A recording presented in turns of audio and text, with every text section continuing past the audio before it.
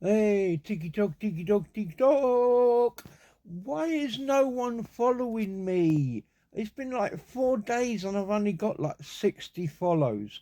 So what I thought I'd do is I thought I'd do this one in my bed, and that way I'd get more views. I make sure the bits are all covered up. But I thought, yeah, definitely that would get more views because that's how like on TikTok it seems to work. Oh. Now then, let's just put this out there as well because this was all in me last stuff which got banned and it needs to be put out there, all this info. So, the first gospel written was the Gospel of Matthew.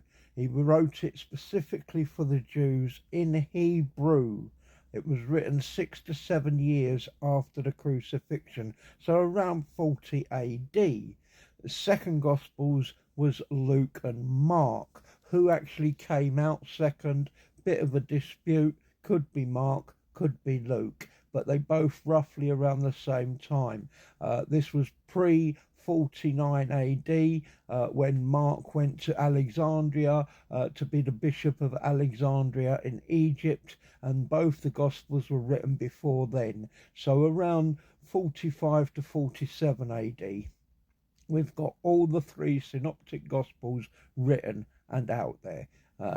Roughly 10, 11, 12, 13, about 14 to 15 years after the crucifixion. Um, a, a lot of Paul's letters were also written by then. He started writing those around 45 AD to 49 AD, and sort of finished those roughly around 60 AD. And around 60 AD, virtually the book was finished.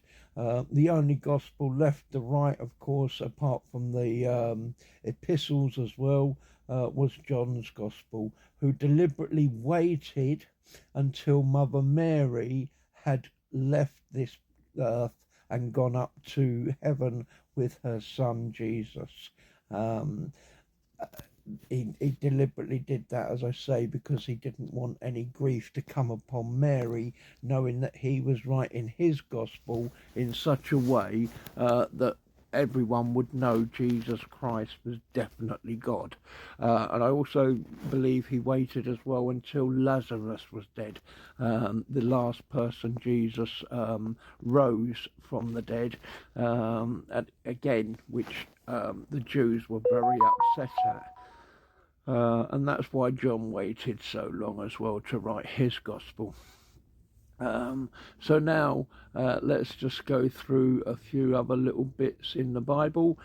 So, for instance, they bring up quite a bit about how Jesus Christ says, "Oh, I'm going to my Father and your Father, to my God and your God," as a way of saying, look, he's saying he's got a God, he's going to his God, and to our God.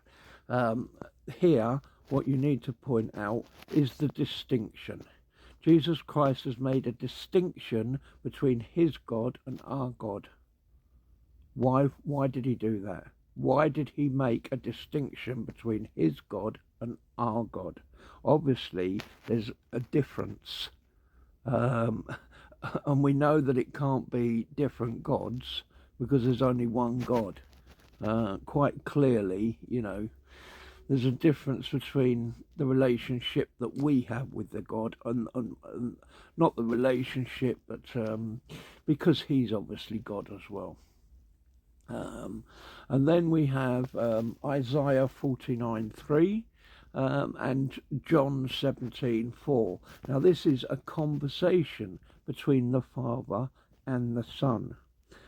Isaiah was written 800 years before Jesus, and John, of course, was written just before the crucifixion.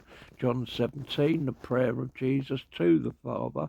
But don't forget, 100 years for us is like a day for the Lord. And so, in respect between the Son and the Father, although there was a 700 or plus year gap between these two conversations, between the Son and the Father, that would have been just a week. Okay, not even a week. And so when you go to Isaiah 49:3, we have the Father speaking, saying to his servant, who is Jesus Christ, now glorify me on the earth. Then when you go to John 17:4, you have Jesus Christ answering the Father and saying, now, Father, I have glorified you on the earth. And so there we have a direct conversation between Father and Son.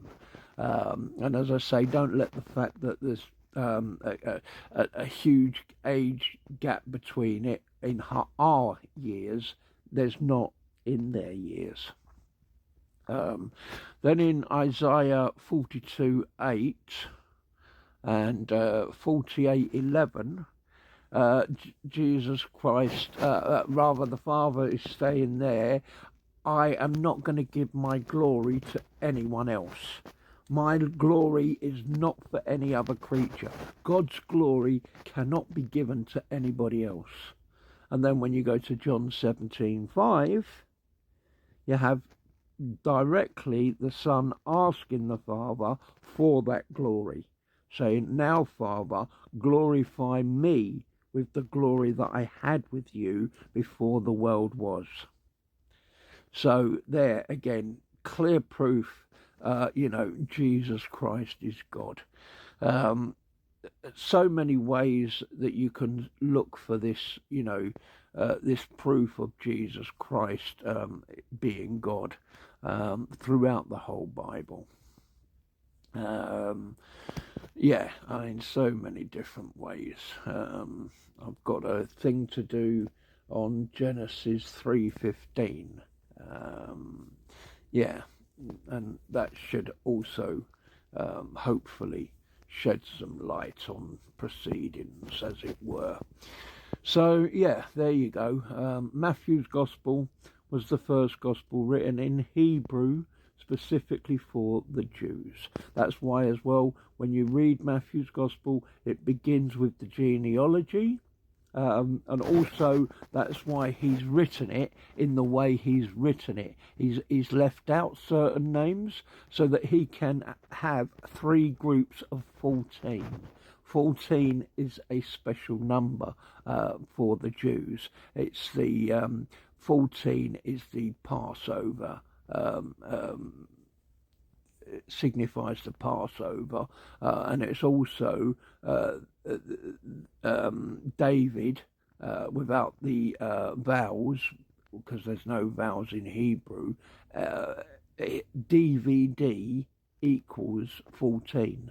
So we've got a connection between Jesus as the Passover lamb, 14 Passover, and DVD equals 14. So that's why he split it that way into 14, knowing that the Jews would, recognise those things, those connections. And so then he moves on to obviously the second chapter, which is Jesus's birth. Because just after the crucifixion, the Jews were saying, well, look, Jesus cannot be the Messiah because he came from Nazareth. And nothing good came from Nazareth, and certainly no one from the line of David. And so that's why Matthew wrote his gospel, and as I say, in the way that he did, specifically in Hebrew for the Jews. And Paul as well, apparently, according to St. Clement of Rome, wrote the book of Hebrews in Hebrew, again, specifically for the Jews. He couldn't preach to them because he'd upset them so greatly, but he could at least write them a book. And that's what he done. And the first thing he did was give it to Luke to translate it back into Greek. So obviously, that's sorted. So God bless you all. Peace of Christ to you all. Please follow me. Follow. I need to get back doing lives so I can give proper dawah to the Muslims and hopefully give some good Christianity lessons as well. God bless you. Peace of Christ.